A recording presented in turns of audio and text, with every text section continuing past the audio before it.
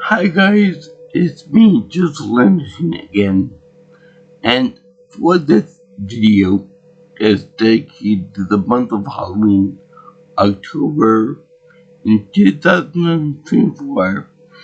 I should be covering the second movie in a legacy movie series based on horror and comedy. Can you guess what that is? Or if you read the title of the movie, you will understand what it is. The Ghostbusters II. Because this is important because it's in the logo now. And to celebrate this, I will be covering it with my two Ego 1 miniature cars.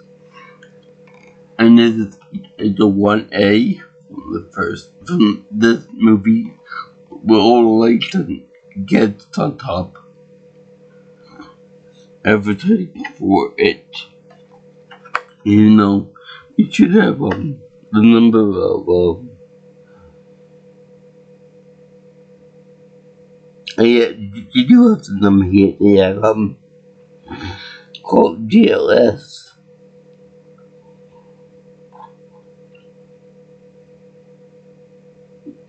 I can't read the number, but I'm sure. Oh wait, here it is. 2020. So 2020 already passed. So I guess they meant to vote for Biden.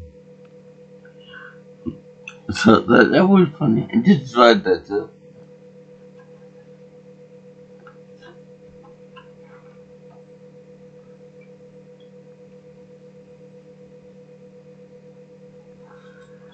And this is the Hot Wheels, the one car from the first movie.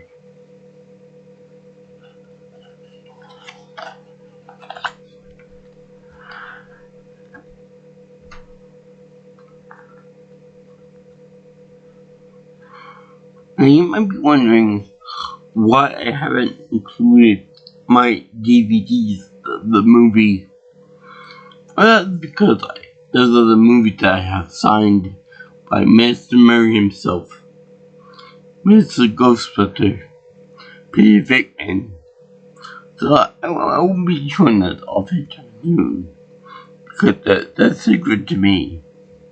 So there. It just so happened that the people that were making the movie were making a movie in my town. And Bill Murray and Adam Driver were in it.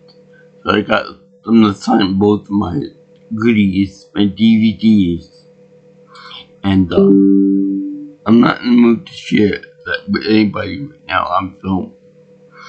But I did make sure to what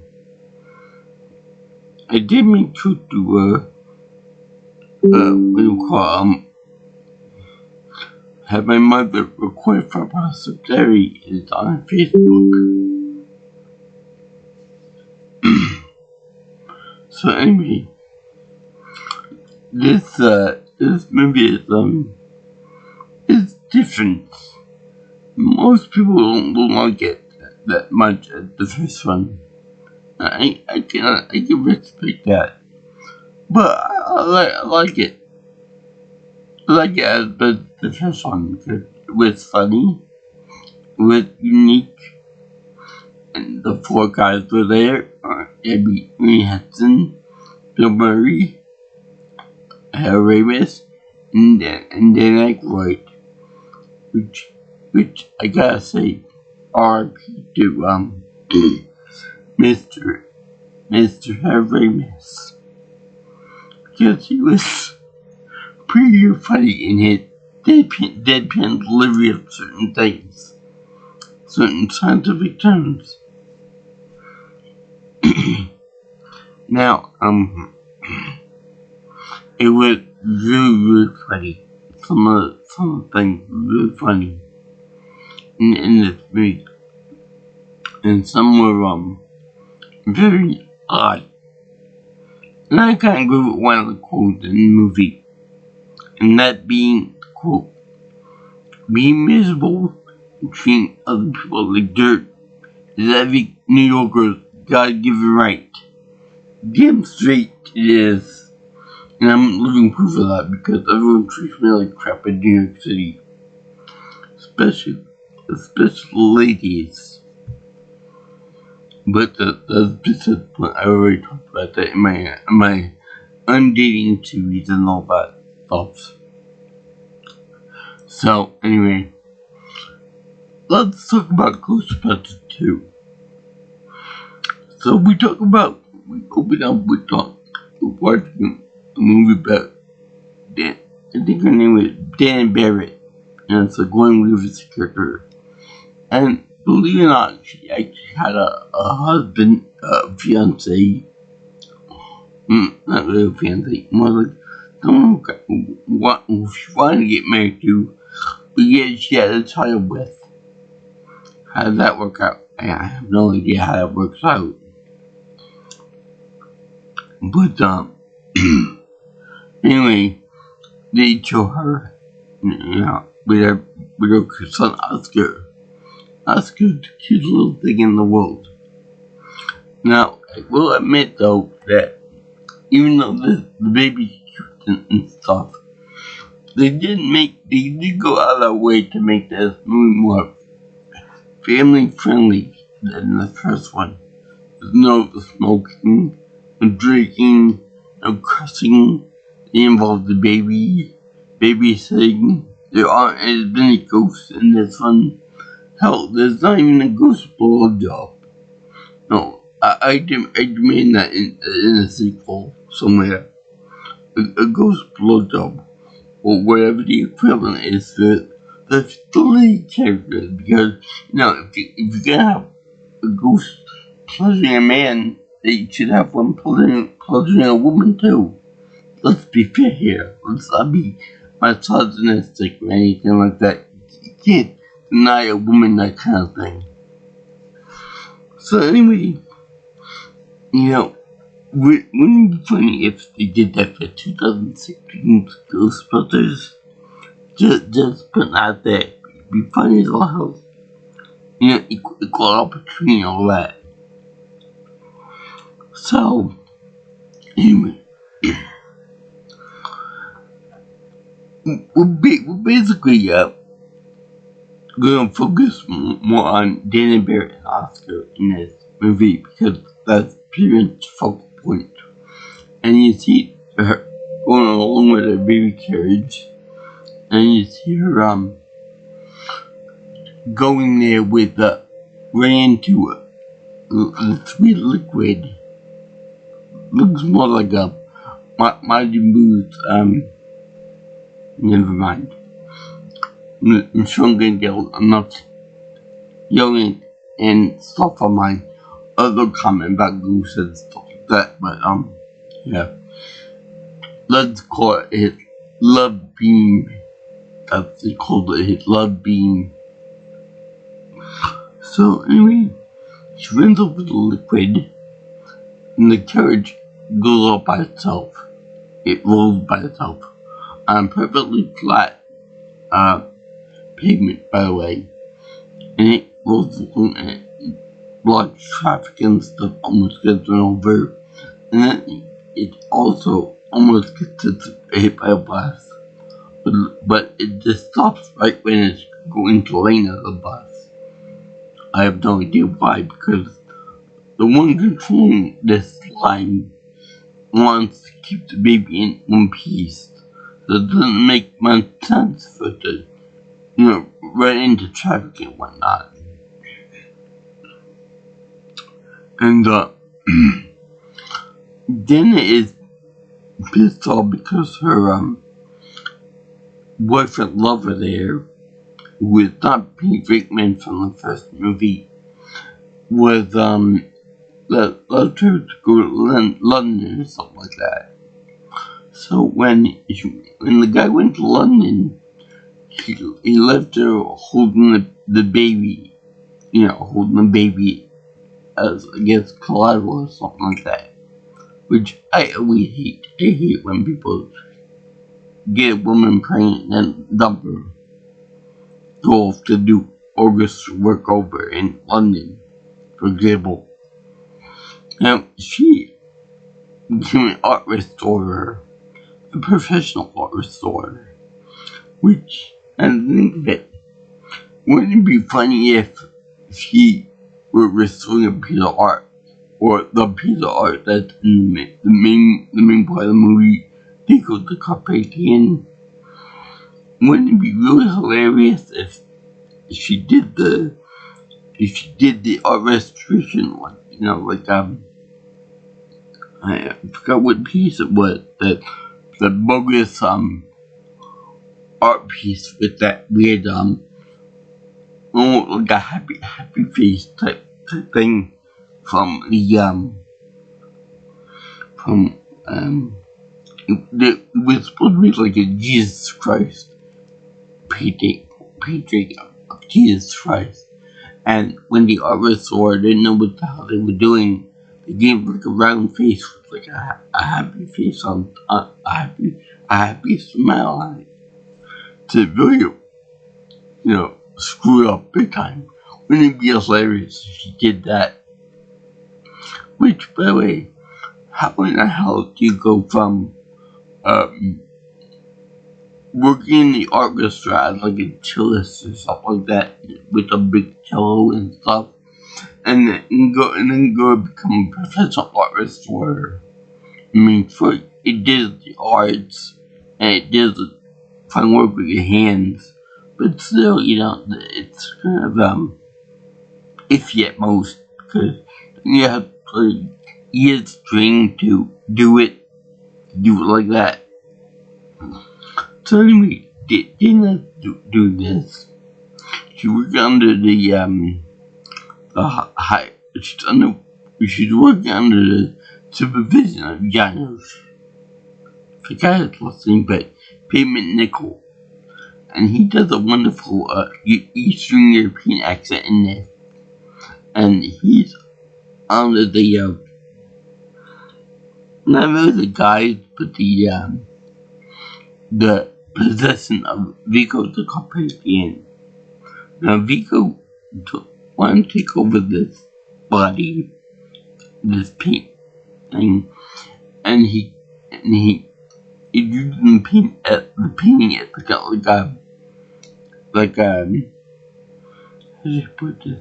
Like an avatar world to interact with the human world, to infect Dana, to reincarnate himself into baby Oscar, which Bill Murray brings up a good point later on. Why now? Why in the middle of the late 80s? 5 years after the first movie, in fact, 5 years after the events of that movie. Why now? Why New York City? Why can't you do something in Hawaii or Guam or something a little more tropical? Now, also, there's a part in this movie where they have River of Time, that pink stuff I told you about, that looks a lot like the blob from the 88 movie. He probably has like a couple 100 gallons of this stuff, and he used it in this movie, because it looks a lot like blob character. It looks like it's pink with like veins and sinews in it, so it's kind of detailed like the blob, and they use it in the background of the picture too.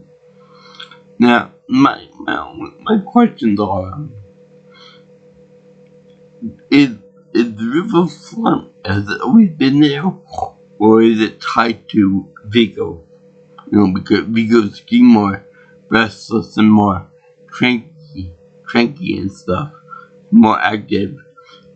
Does that mean that the river started becoming more active, or did it always exist before he came around? Was something completely separate from him, and they just tapped into it to impress everybody? Now, I'll get into that later on too, about how it affects the environment and whatnot. So, let's see here. Um,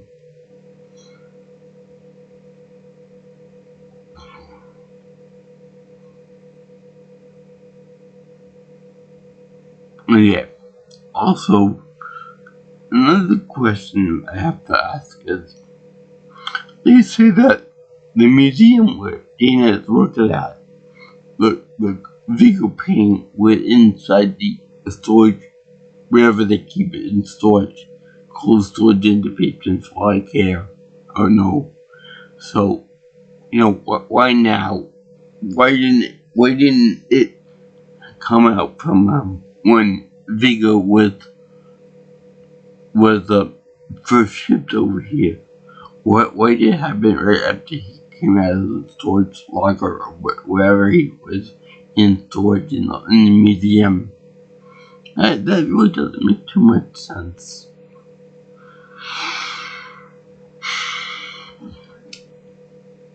So anyway, they show that Peter Bigman is running a fraud type TV talk show. And then he has and then Aykroyd, they're doing like a birthday party, kids' birthday parties, to where one kid even said, "You suck, that's why you went out of business." He said, no, there are a lot of people that have a hard time understanding the paranormal. And so the kid said, like, no, you're just terrible. You went out of business because you're just terrible. I'm sorry, kid, but Trump is not in the name of Ghostbusters, so how could it possibly go bad? And another thing that I got bitch about with this movie is, in the last one, when they defeat Gozer and send her back into the other dimension, or HFIL, there there had to be news coverage that that's a big event in New York City, a huge thing, and with people rising from the dead and then putting them back in the place, and giant Twinkies and big giant marshmallow guy. I would think that there'd be some kind of interviews and other important stuff like that. Plus, there are thousands, if not millions, of witnesses to what happened in the event. These four guys and the company should be celebrities. They should be even more powerful than the pulpit at some point, because they were able to prove without a shadow of a doubt that there was paranormal activity on the planet Earth. So it doesn't make any sense that these people would be rock bottom, just grinding out and trying to make a living with like birthday parties and appearances like that. They're involved. That and the fact that I would assume that there would be still ghosts of bust even before, even after they took down the big bad of the movie Gozer and the Marshall guy too. Yeah, I know that she tried to former him and all that, but still, the point still stands. Even though I'm sure that being a giant marshmallow would Gozer would know the weaknesses of marshmallows, and that weak it but the heat, extreme heat of the proton packs and whatever. Plus, it could easily be punctured. So there's that little problem, that these people should be celebrities. Well, yeah, I guess not.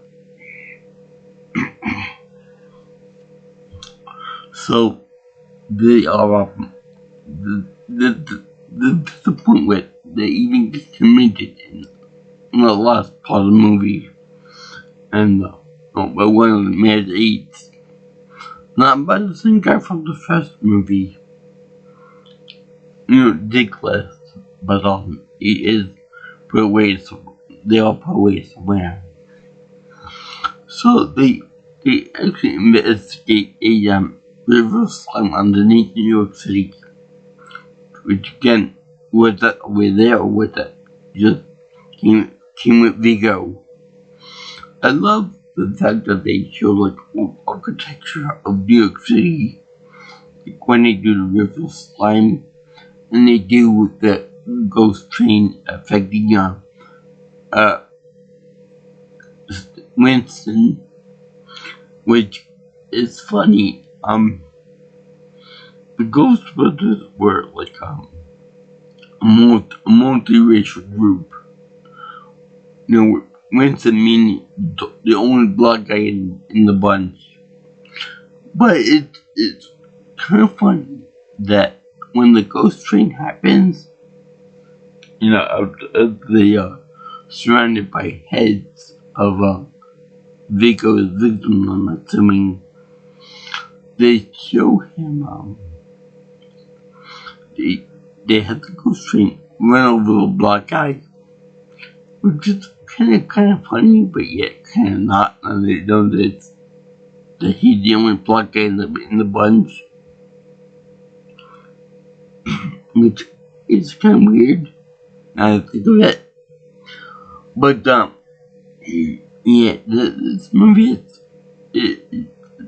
it's cool if you think about it like that. It's fun to find the little quirks in the movie and stuff. So anyway, they showed this they go into New York City, they find the river slime, and Bill Murray has a funny thing about that he's digging a hole in the 5th Street or something like that. So the cops are, what are you doing digging a hole there? Oh, they were putting a hole in the street. So I thought one more wouldn't make a big difference. That's true. That is true that there are a lot of potholes and other problem New York City streets. So they got that. So now for some reason Vigo has it in his little head that he wants to be reincarnated into Oscar. Now Oscar is a little 8 little kid, and you know, and coming from his from his research station, we find out that the name Egon is a sadistic bastard because he has a little kid there and he's controlling emotions. So she gives the kid a puppy, and he has one of his even puppy. So then he says, "What will happen if we ever take the puppy away?"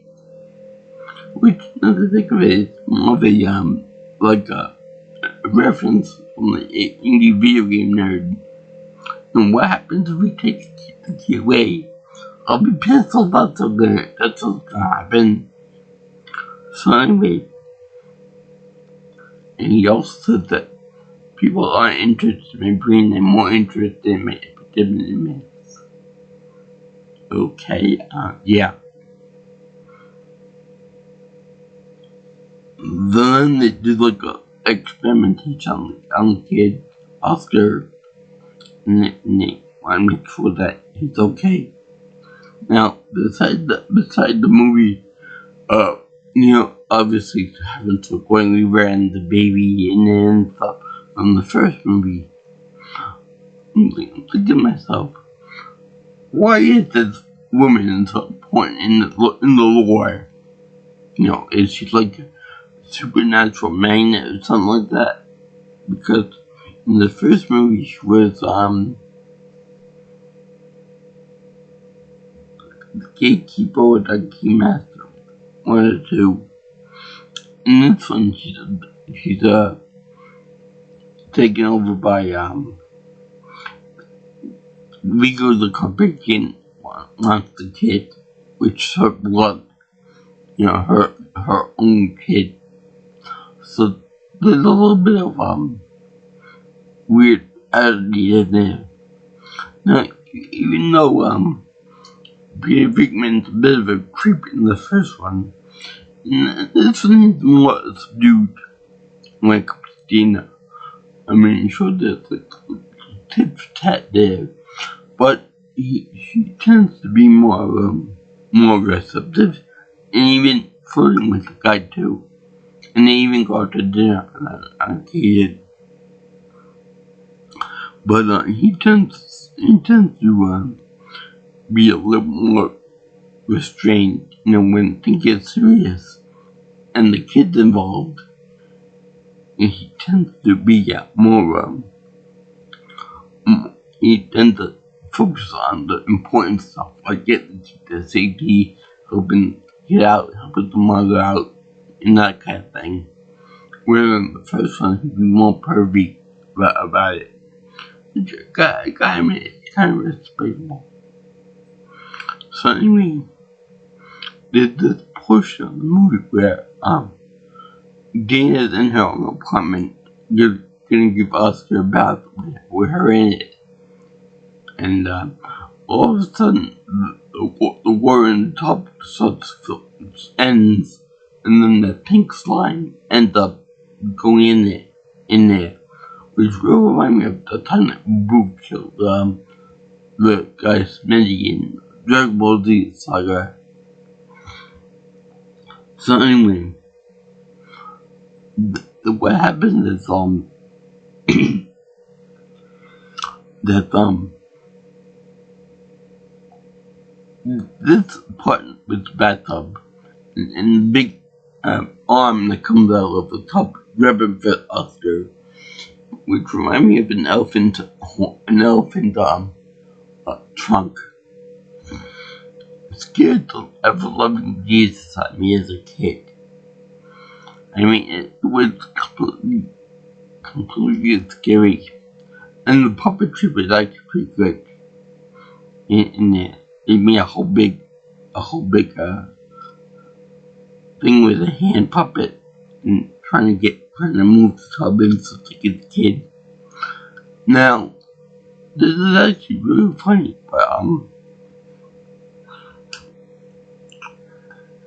but now that I think of it, it's kind of stupid, because if Vigo wanted to get the kid, okay, and he would use the bathtub to get the kid using the pink slime,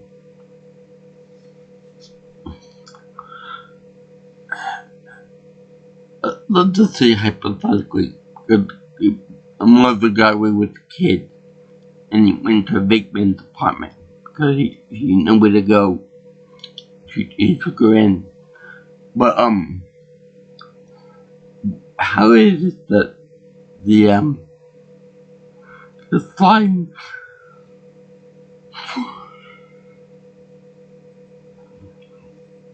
let's just say that the slime succeeding in the kid and grab the kid. How would the slime and Vigo get the kid through the pipes to be with him at the museum? That's kind of a hard sell for me, because even though it's a kid, the kid fits through the pipes that well. It'd be like the blood trying to suck that guy's head through the pipe. It won't work out very well, and the kid probably wouldn't make it through in one piece. Unless they have him full away or something like that. So anyway, from the whole instant, when what's the name? When two guys were lowering Dan Aykroyd into the gas for the slime to make a toaster dance with the kinetic energy that it produced. they were sentenced to judge. And the judge was very pissy and moaning and not very professional. He kept telling her to shut up and stuff. To where the son reacted to his anger and rage. And released the Scolari brothers, which got death row, got executed by him. You see them all going around everywhere. It's so cool with all the electric chairs and all the effects from the first movie. And it was so much fun to see the judge who said, I don't believe in ghosts. You're haunted by 2 ghosts that he killed in real life. He's sentenced to death. So it's very funny that afterwards they get the proton bags back, they get the lights back, get the exterminated lights back. So then they said, we're back, baby. And I want you to keep that toaster thing, the toaster hopping now like a dog. Keep that in the back of your mind, because it will come later on in the test. Now, the thing is that this is like a runaway joke, more or less, no pun intended, but something I noticed now that I'm going to the gym on a regular basis. And I beat the jogger ghost. You see this guy jogging at the Central Park, wherever they are, and you see him jogging and stuff, and then not harming anybody, but just being a nuisance, and people look at him weird until he's captured by the Ghostbusters.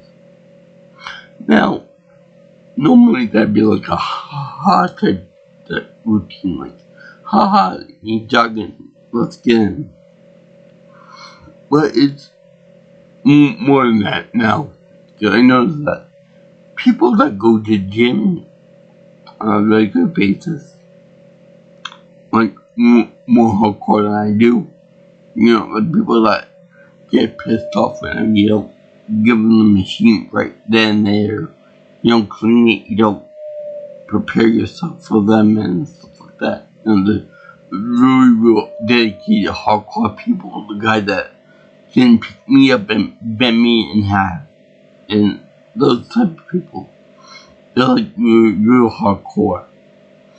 And I believe that if they were in that life, they would still be doing that stuff. It would still be training and with the weights and being regular, continuing doing that routine in the life.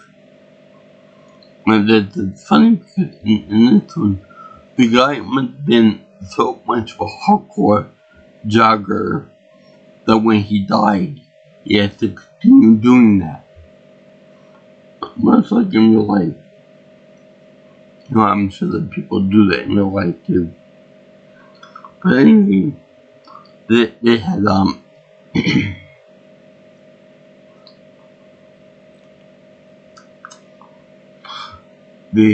we go to Quebec in the getting on to do what he wants to do, and he promised him that if he gets the baby, he can date them for himself. All the women and all the babies in the city, he had to pick Dana and Oscar to do this with. So then we had to do that with them, and then it was over any parts in the first movie Nick Moranis group together and babysit the kid while Dana and Dana with Bill Murray to where she has to that being the phone around while he's sleeping. Now during the day, she gets back and he's over there waiting for the guy Peter Vickman and the others to build the other people out of prison. Now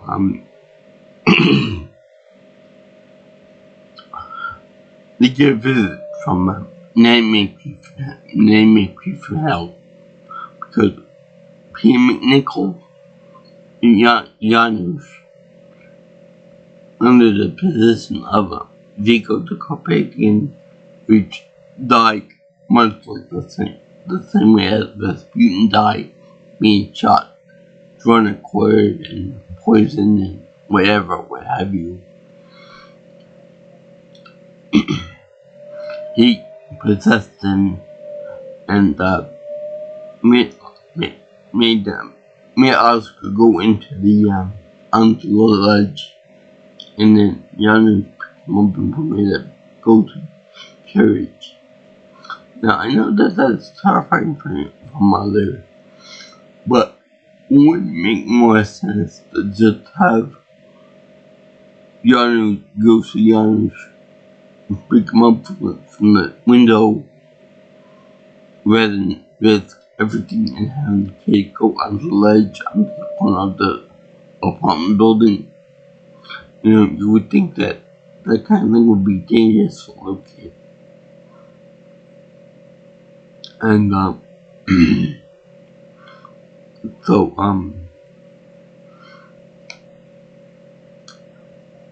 the guys end up being committed to an asylum where again they were not national heroes more or less, yet that they're being thrown in a mental home again, mental hospital. Dana goes to the museum to get Oscar back. And also, I should point out that one thing that I forgot from the first movie was that Janusz went to the apartment at first to scope out the area and find the kid, and his eyes glowed like Superman's. I didn't know that he did that to this movie.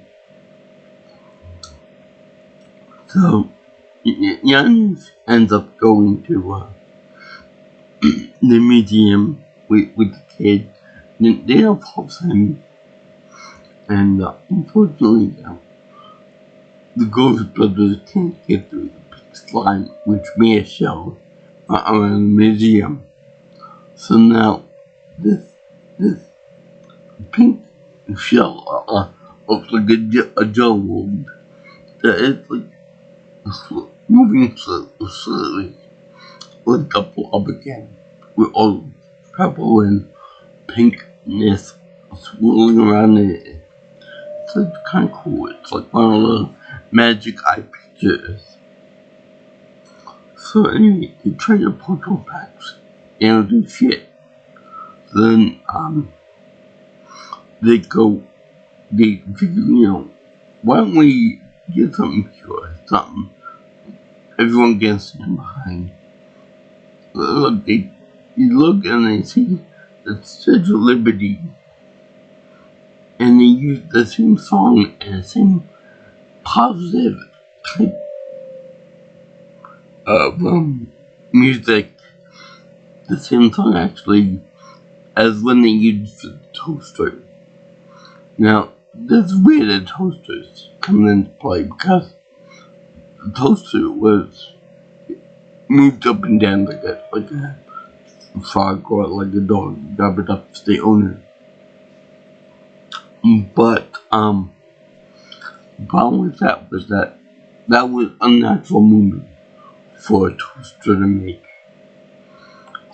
The guys do that to the innards of the Statue of Liberty to make it move like a really human being walking down the street.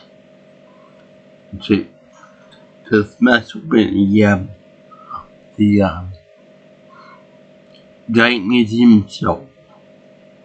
Now, what made them think that this slime or this goo would make the whole thing come apart? What made them think that this actually act like a woman, act like a human being upon being sprayed with it? And then on that notion, how would they determine if the goo would be sprayed upwards, if the goo wouldn't end up falling back down to where the feet were, or a little portion of it? And that's a good question, because we can see that it was obviously dripping. So by the time it were to get to, to where it needs to get to, it would automatically be right up top and more moist on the bottom. Also, how did this delivery get back to where it was? If after they repelled down from the crown of the Statue of Liberty, it fell down to the ground with nobody getting crushed by the statue, by the way. Even there were crowds of people left, right, and sideways. Not everybody all got crushed by it. Now, this is why I like the movie so much, because they used a very distinctive controller to control it. And do you get what that is? I recently talked to 2 people about the movie, and they said to me, I told them about the controller that I used as a kid.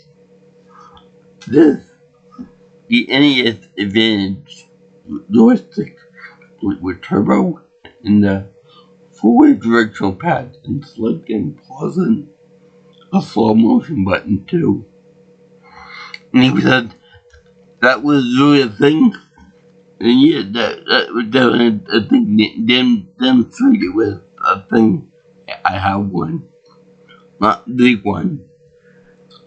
Now the reason why I like this is because this is a joystick that I use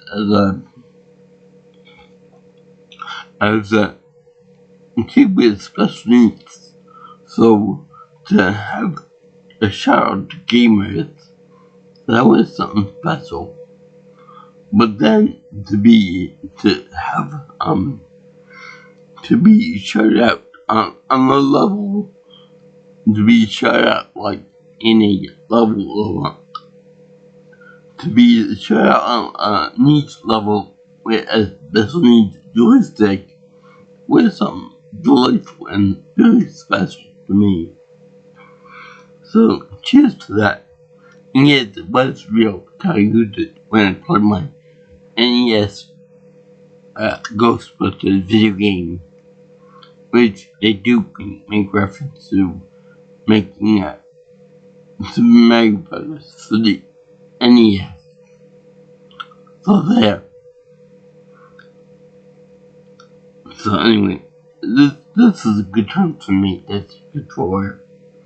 Got me through a lot of problems. So anyway, this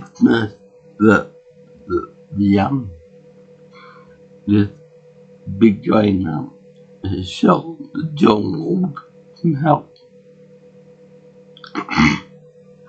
And they repelled down.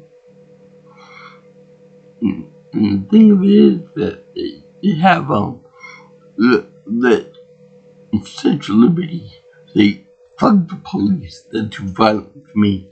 And she crashes something under her sandal. Now they also have Rick Moranis come out with a proton pack and destroy the shell. Well, the other people are weaken him, weaken Vigo with the Prodigal Slime, the proton packs, and with the chanting of the New York New Year's song that everyone knows that I can't remember off the top of my head because Unite New York. And my question is if Rick Moranis received one proton pack at this thing, what was he expecting to do if he knew that there were 4 proton packs that didn't squat? I guess with all the chanting here, I guess that it was expected that they were to weaken him. Plus everything else that would be doing to him too.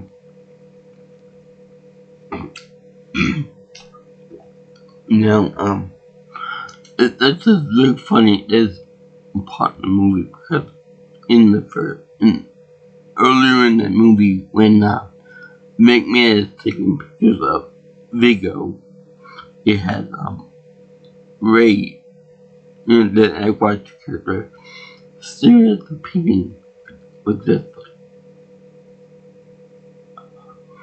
So that was kind of like an indication that he was mentally soft, especially from the first movie, where he even weirdly ironic, he gets possessed by Vigo, much like in the first movie when he was the one that gave him the idea for that marshmallow dude. So anyway, they had Vigo's companion immobilized all the guys on the floor while he tried to possess Oscar. And Janusz was already knocked out from the slime and stuff. So while the New Yorkers are chanting his name, Vigo loses concentration and then sends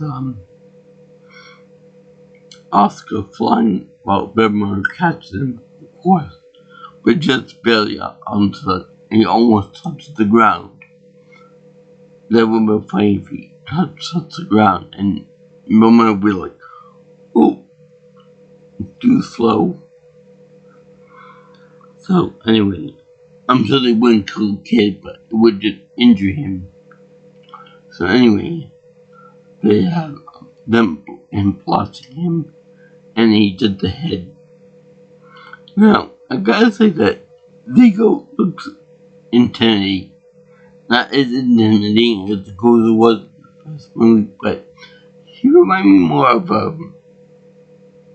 M. Bison from the Street Fighter movie. I know this kind of stretch, but the uniform looks kind of similar. More Dovian, if you know what I mean. So anyway, they show him being blasted by positive slime, which looks like some other liquid. I'm not gonna say it's more, but it looks like something else. And he's blasted by those proton packs. Got the horns on his head, more like sort of blisters, big red blisters on his temples. And it's funny because earlier in the movie, you do a thing where he pops out of the painting, and then they show him with red glowing eyes, and it's real cool. It's like it's almost like a suggest computer game or say like the Nightmare on Elm Street. You know the thing when they come out of the wall, that type of effect. So anyway, when they eventually kill the Carpathian after he destroys the possesses Ray,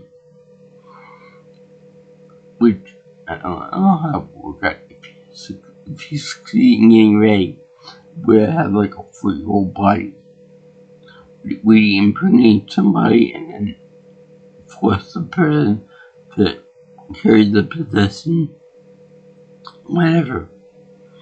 So then the picture changes to being more of an angelic masterpiece by like Michelangelo or something like that. Now they show the 4 guys and the baby there in angelic format. Forget about Dana, the mother.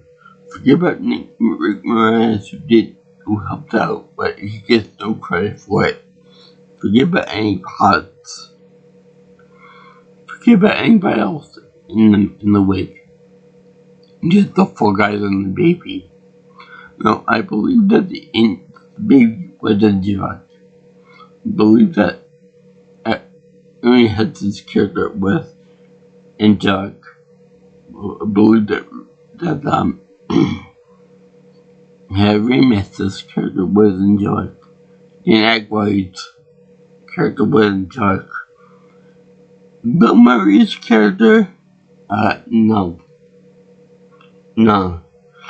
He was built more like this guy. Don't tongue mine. Because he's a bit of a homeball. Always trying to hit on every woman that comes into his path. He even tried to confuse her with Dana too. In both the first movie and in this one. And then probably for the rest of the days still doing that. So anyway, but for the sake of argument, he is angelic. By the way, before I forget about it, I love when the ghosts get restless after you see the slime rising up to the cracks in the street. I love the jokes with the minx in the coat as the woman steps in the slime. Seeing the 4 or 5 minks in her jacket, in her coat, went away and stuff. That was pretty funny. And the fact that they had the movie theater ghost too. But I think that the funniest part, the ghost cameo had to come with Keith Martin and the other guy at the Port Authority saying, "We just got the Titanic coming in." And then he said, "Better late than never." And it's funny, you see all the people come out to Titanic. I guess the lower class people coming in with like the luggage and the baggage, and it's just so funny. But I would be remiss if I didn't mention that the fact that Titanic did not go down one big gash on the side, a vertical gash on the side when it hit the iceberg. According to the guy from Titanic, he went across the side of the ship. It wasn't like a big scar or a big vertical scar.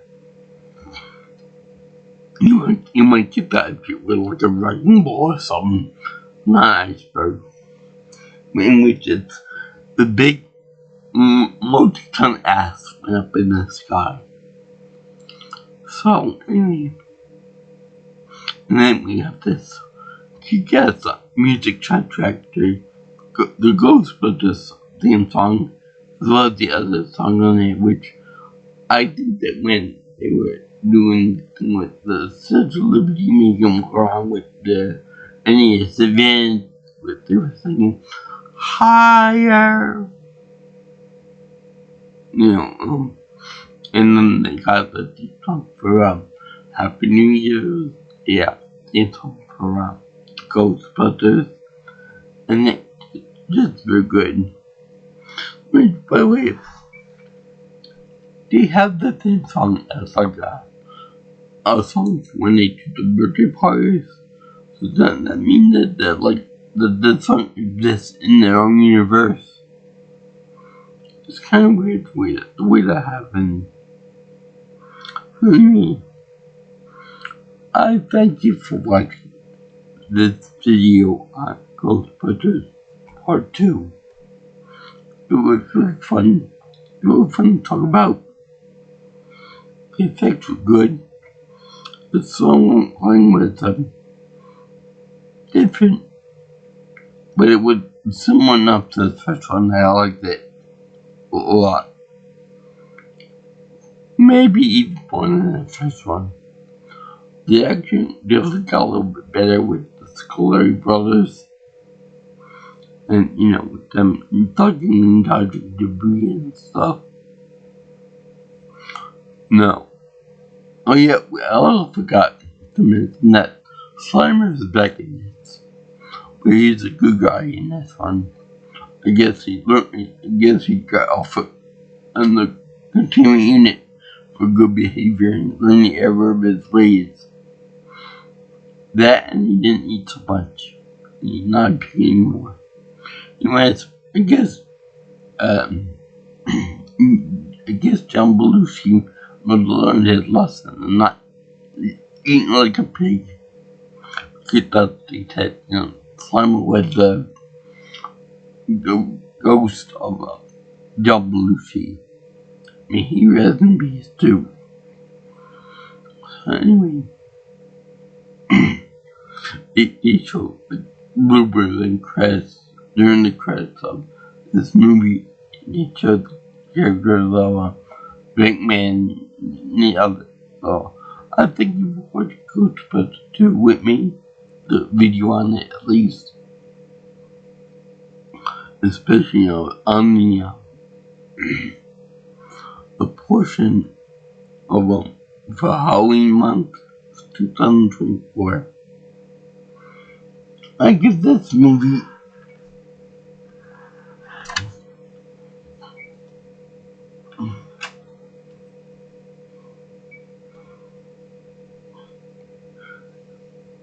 the 7 happy face silver approval. One for Bill Murray, one for Dan Aykroyd, one for Ernie Hudson, one for Harold Ramis, one for Annie Potts, Sigourney Weaver, and Rick Moranis. Because they all deserve it. But, yeah. All 4 Ghostbusters plus 3 side characters. Well, I put another one for them there too. Cause everyone like dirt, every New Yorkers gotta give them right. Them street, and we may as well do. So yeah. If you guys like what you see here, and want to see more of my videos, like, comment, share my videos, and subscribe to my channel so you can watch for future information and future content. You can always subscribe to me. You can always comment or text me at 631-707-3707.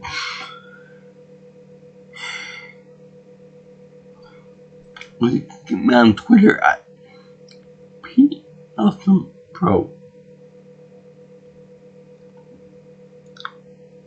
That's on X if you prefer to. Or you can also get me on my email address at jjsviewingchannel@gmail.com. So, I just hope you guys like this movie and the theme song and the cartoon joke for Ghostbusters. Peace out, my little ghouls and goblins. I'll see you in the next video. All you girls guys in the land. Aloha. the next time I will be visiting this franchise, I shall be talking about a certain movie that came out in 2016. Some movie that some people don't like, other people did detest it,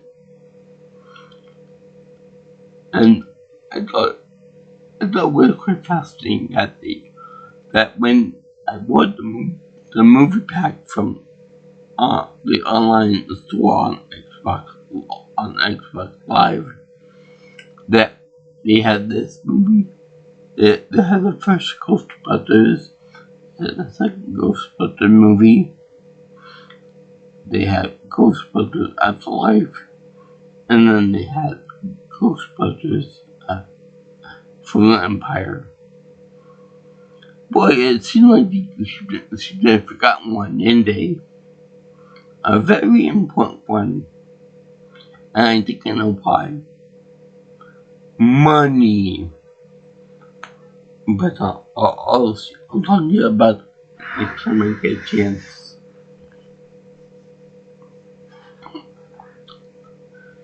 See you guys.